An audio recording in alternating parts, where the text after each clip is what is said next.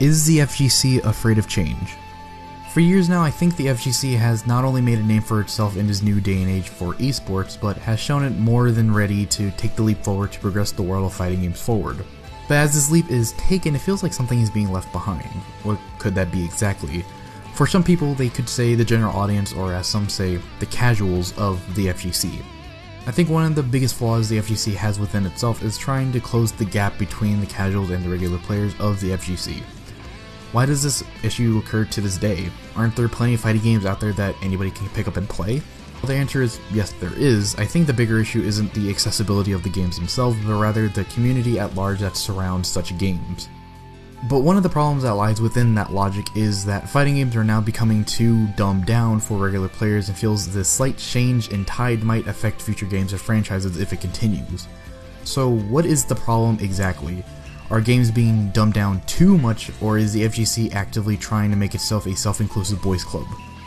Well, really the answer is a bit of both, so let's just go ahead and take it step by step. Let's take a look at a game that has been used as a good example for dumbing down itself for a casual audience to play more often. Rising Thunder with his one-button specials. While it's true that dumbing down something for more people to understand can be effective, but when it comes to something like fighting games, it's not exactly easy to make it easy, you know? I mean, it's a lot like trying to explain quantum physics to third graders. You can try, but chances are any of the information that is dumbed down enough for the third grader are just not going to stay in their heads. If you've ever played Street Fighter, the fireball Ryu uses has two different inputs, the directional input and the button input. For these examples, I'm going to use a numerical pad as a way to explain how this move works. For the fireball, it's a 2-3-6, then punch, or a quarter circle motion, then punch. If you are starting off as a newcomer to fighting games, this will be a motion you will be used to as time goes on. But in Rising Thunder, however, this motion is reduced to a single button that has a refresh rate. Now, while this can be different and is very user-friendly, especially for those who are not used to the regular inputs, it does kind of show the bad side of this move. What do I mean? Well, in Street Fighter, you can't have more than one Hadouken on the screen, but as soon as the Hadouken is gone, you can do the motion again to have it on the screen again. For Rising Thunder, the refresh rate is there for the people who want to spam it. So in this instance, they want to learn timing and thus have to wait for the timer to refresh, because they're just not as viable at that point. While you could certainly use the specials in this scenario, the use of them is more of an inhibitor than an enhancer.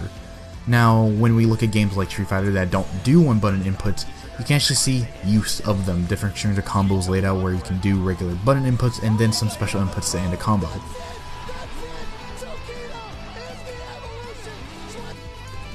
For most people, learning Street Fighter and having to understand how long a move will take to start up, perform, and recover from has been entirely reduced down to waiting for a refresh timer to tell you your move is once again available. While a refresh timer can free up the concern of how a move is done so you can worry about more of potential setups in the future or even what you'll do next is a decent idea, but one of the bigger issues that comes along with teaching a casual audience how to play fighting games isn't one-button specials. It's the motivation and the timing to not press buttons all willy-nilly. All along with that, it also shows how dumbing down your game doesn't exactly make your game more accessible. It in fact shows how hard it is to dumb down a genre such as fighting games. While I am complete trash at fighting games, recently I have started to care more about these games and the way that they are played. All to say, while it might sound like I'm talking out of my ass on most of this, I can honestly say this. Fighting games shouldn't be dumbed down for the sole fact that we have already gone through an era of simple fighting games, and that was when the games were first made. Through the years, we have seen countless fighters come out and improve on the genre, and the fact that we are now starting to see a lot of people say they would love to play fighting games because of how they look or how they play is very exciting now. But a lot of those people would also say that they can't get into fighting games because of the execution the game requires you to do, or maybe the online of the game is too hard, or they didn't think the game would play out the way that they thought. So what's the best way of getting somebody into the fighting game community? Well, instead of dumbing it down, make it simple by explaining what the game does. Not just in a tutorial either, by actually talking, theory fighting, and just, talking to each other about the game. Along the same line, explaining new concepts to people who want to learn fighting games is a good way to ease people into more advanced concepts later on. So I think there is the choice of different fighters out there that can best showcase the level of expertise people should look into if they want to understand the simpler side of fighting games. Not in the way that the games themselves are simple, but instead have very bare-bone concepts and ideas that can show a newcomer around and be able to ease their concern on certain aspects of fighting games. Games like Dragon Ball FighterZ is a very easy to understand and easy to play game for both casual and pro players. Same thing with Tekken 7, minus the lack of a tutorial in the game.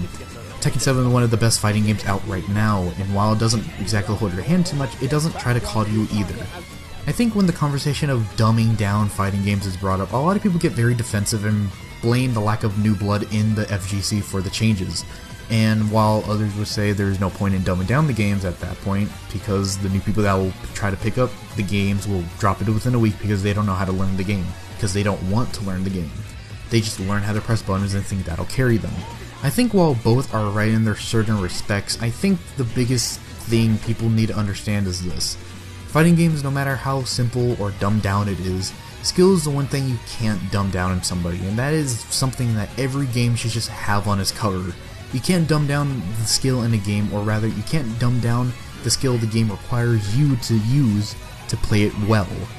The people who really care for the game will learn and play it to their fullest extent, while the people who just are there for shits and giggles will just play for an hour or two and then go back to Smash 4.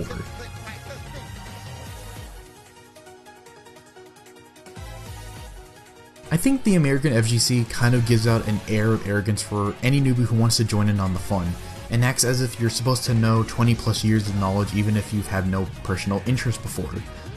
Of course, this isn't for everybody or represents everyone in the FGC, but for a lot of newcomers we should, instead of trying to make the game simpler for others, we should explain and show off different ways of conveying the information, so if somebody has a question about something, they don't get embarrassed if they don't know what the hell is going on. In school we're taught that no question is a dumb question, we're only human.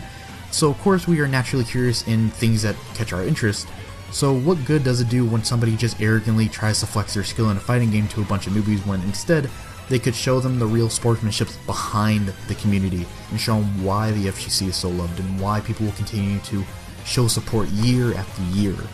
It is not always about how many wins somebody has or how good somebody is, rather it should be why people still play, the kind of friendships people have with one another, the friendly rivalries that make for amazing matches, and even the spirit of the FGC making each person feel as if they are accepted.